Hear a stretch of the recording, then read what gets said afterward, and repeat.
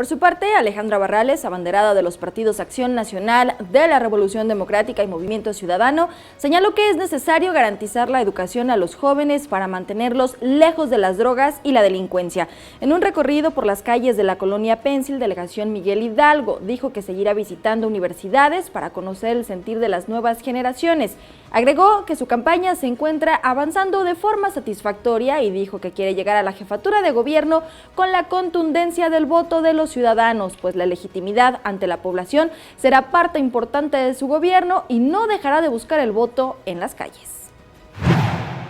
Ser jefe de gobierno o tener cualquier otro encargo importante aquí en la ciudad es un reto muy fuerte, muy grande. Aquí hay mucho trabajo que hacer y el principal motor para que saquemos adelante este trabajo es saber que estamos porque la verdad, porque la gente de verdad así lo decidió. Entonces yo voy a ganar y quiero ganar con legitimidad, quiero ganar con la voluntad real ciudadana de la gente y por eso mi trabajo es así, recorriendo las calles y haciendo contacto con la gente.